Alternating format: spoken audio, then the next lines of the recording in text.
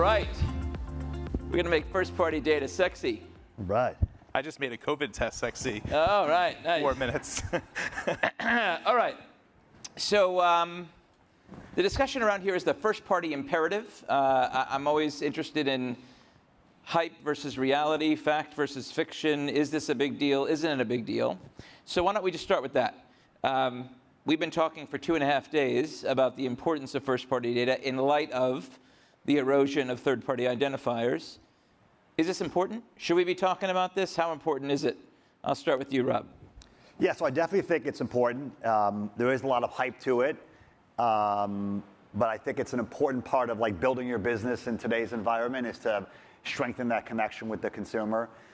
So while we've been kind of at it, developing kind of a 1P data strategy and approach, which I'm sure we'll get into, I don't want to lose sight that we think much more holistically as well. How does that mix in with like still using third-party data, second-party data? And so I think that's an important part to like upfront to think about is what is your overall strategy and not looking at 1P in an isolated Got approach. It. So important, not the bee's knees, important as a part of an overall perspective. Yeah. Right? Okay. You, Mike, what do you think? Yeah, I would agree. I think where Rob went about just building that customer relationship is the key to it, right? So that we kind of reinvigorate and get people, understanding the value of data on that side of the piece too. So part of the overall equation, not the one solve, but part of it overall. Yeah. So what we're trying to avoid is becoming the boy or girl who cried wolf. So we've been doing that since ALM, talking about preparedness. Are we prepared as an industry for what is about to come? Released some data yesterday that basically indicated we're probably not. Yeah. As a holistic industry, we're not taking it seriously enough, not doing enough testing, not doing enough planning for that. So not to lead the witness, which I just did. But Mike, how prepared, you work on lots of clients, you have lots of visibility. Obviously, Rob, you're focused on a client, but lots of brands. How prepared do you think your clients are? Yeah, I would say it's a fair assessment to say there's a wide array of maturity in terms of how clients are thinking about data, how they've used it in the past. I think it's on the better side of good, though. I think it's our responsibility as an agency to help them along that path and share some of the learnings. I think, like a lot of the issues facing our industry right now, this is not a, let's try to win per se. Yep. This is something that I think collectively, and you guys raising the voice of it in a forum like this is important, but it's going to take all of us to kind of give it some thought. And not to put you on the spot as to what is the hesitancy, but is it we've got time, we've got other things to worry about, we're focused on next quarter earnings, like what's the reason why not? Yeah, I don't think it's we have time. I think it's a prioritization of where to spend their time, and there's for some categories every day is so critically important. Yes. So just figuring out where you put that in the priority order is probably what holds us back a little. Got it. Okay, Rob, you work on lots of different brands. Yep. I'm sure that they are at different levels of maturity. How would you answer that question? Yes, I think we're definitely on a journey. It's one we've been actually talking a lot about for a while, especially for a brand organization like ours who don't have that direct consumer relationship as we sell our products through retail stores, yep. Either live or online. So I think we've been talking a lot about over the past couple of years, how do we develop a more meaningful and direct relationship? And so building a whole infrastructure and model to do so is a big investment, one we've made, and one we have to be very thoughtful of. I mean, the reality is consumers today have a different perspective and expectation on what we do with data, how we collect their data, how we handle it. And so I think that's just the reality. So there's a business imperative there, just the consumer expectation is different. And so we've spent a lot of time actually with our media agency at Mindshare and other agencies thinking through what are like the data ethics and how do we, just because you have data, how do you use that data? So there's that part of it, which is like not necessarily like all the below the line system stuff that we've been spending a lot of time on, but we certainly look at like what's our model of like, how do we capture data? How do we analyze data? How do we leverage data? And we put a lot of thought into all three of those, in addition to like the softer part of that, which is the data ethics. Of course, there's the systems, et cetera. So not to ask this in a crude way, I'm going to try to think about how I phrase it. If you're a consumer, why do I want to have a relationship with your brand? Yeah, so it's a great question. I think part of that, it's incumbent upon us to make sure that there's an exchange in value. So whether it be recipes, whether it be tips on hair care, we have to work hard with our creative and our messaging in an exchange for people to raise their hand and want to get that information. So I feel like if you're not in the business of creating value or thinking that through, so this whole thing around capturing consumer data, it's not just like grabbing name. It's like, hey, what are the messaging? What's the creative? What's the value exchange we can give in order to get someone's information? Right. So new approaches to loyalty, upselling, cross-selling, that whole dynamic, would you say that has been kind of turned on its head in light of first-party data, or you've been doing that for a long time anyway? Either one of you. Go ahead. Yeah, I'd like to say we've been doing that for a long time. I think, too, in what Rob was saying about the messaging and the ad experience, and I think one of the bumpy parts of the road for us right now is what we talk about up here isn't actually what's getting delivered on the other side. So I think it is from a creative standpoint, but the addressable promise of every ad means something to me is a little clunky right now. So I think we just have to keep making that experience better, because then consumers will say, oh, okay, I gave them their data. Now I only get ads for things that I really like. I'm entertained by those ads. This is all coming together for me. Right now, it feels like you have some brands who are just beating you over the head. You have others who you're like, why am I getting that? This is not a great experience. So I think the better we can get at the execution and delivery of it, the better, the less pressure and stress there'd be on the data collection. Totally get that. This is not easy under any circumstance, but I imagine with some categories, it's easier than others, some vertical categories. In your purview as at an agency, what categories is this easier to solve? I guess any category where we're getting that direct information, so retail. So automotive, probably retail, financial services. Yeah, and I think if travel. You look at the brands that are more heavily engaged in this, they're the ones who have that closer data. But liquor, CPG, it gets a little bit harder. Some more heavily regulated industries, pharma for sure, that it just gets a little more difficult to how you bring that to life. Anything to add to that, Rob? Yeah, so I think we've been doing it for a while, but I think one of the interesting things about the story is with first-party data is that we can now come with a set of data, because we have a fairly robust set of data now, to the table with retail partners, media partners, about here's what we could offer. Here's our information insights on this carefully nurtured set of consumers that have given us signals and permission in some form or fashion to engage with them. And so we're now at the table in a different way than I think we've been historically. We were just a renter. And now we've gotten into the owning space a little bit. And I think that is a different angle for us that was interesting. So I'm about to ask a question that we didn't talk about, and I'm not even sure what I'm asking, but so work with me on it.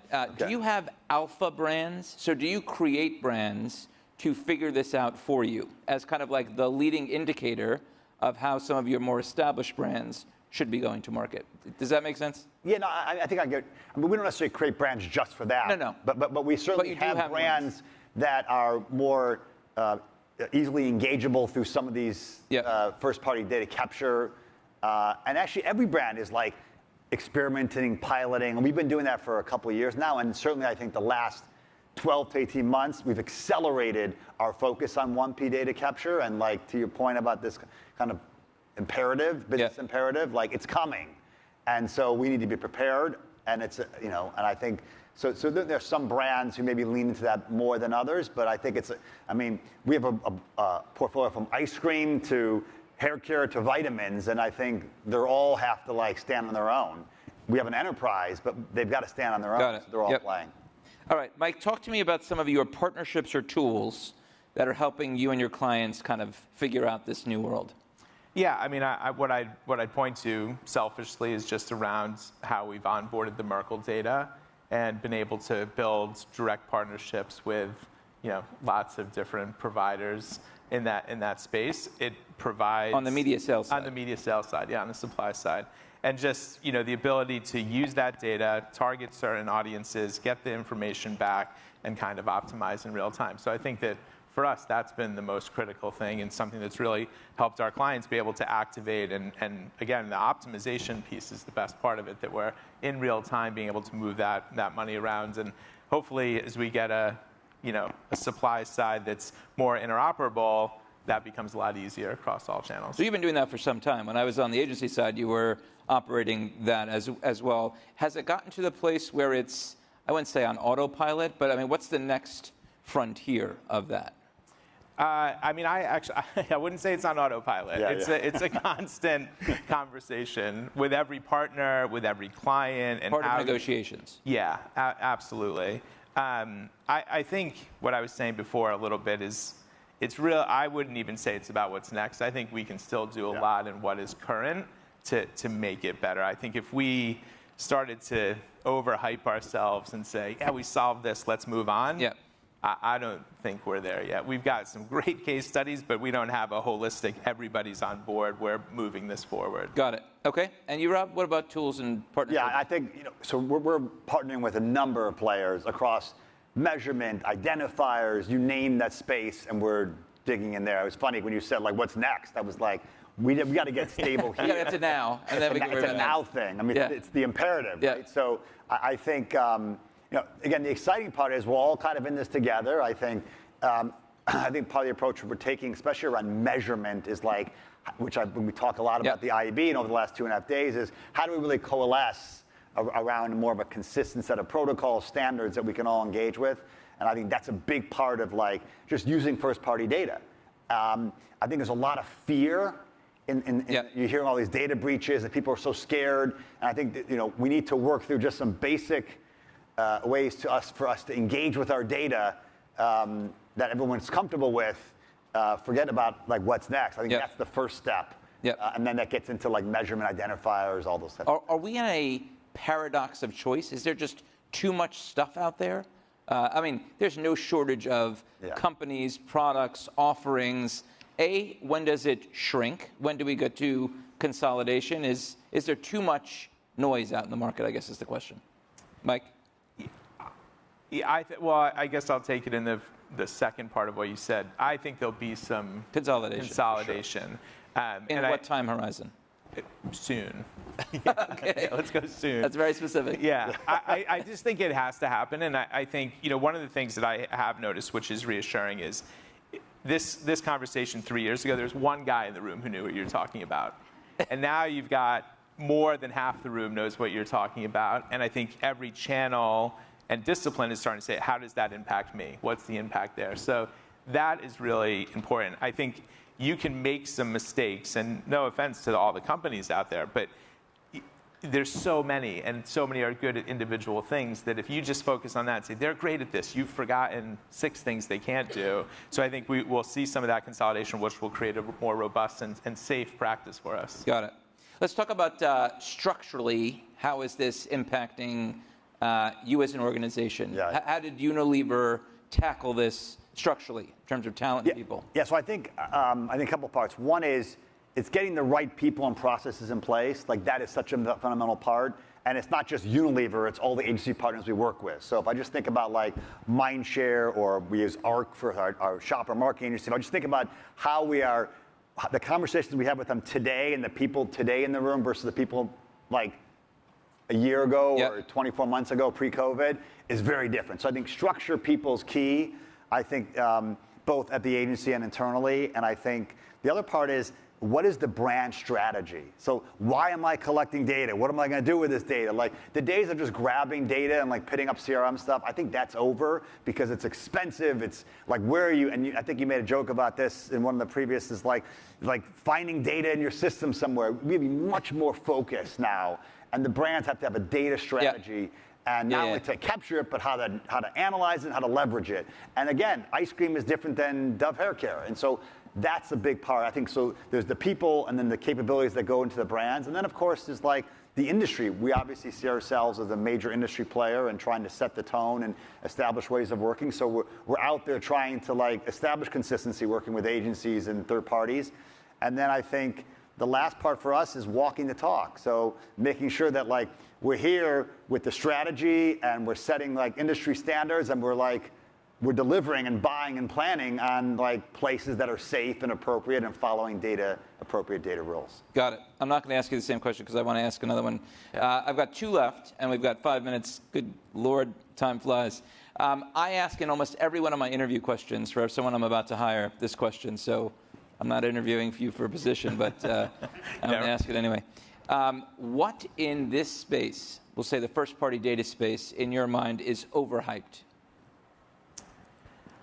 I'd just say maybe some of the overall, and it's not everybody, but if there was that sense of panic is a bit overhyped. I do think that we're in a place where we're getting things closer together.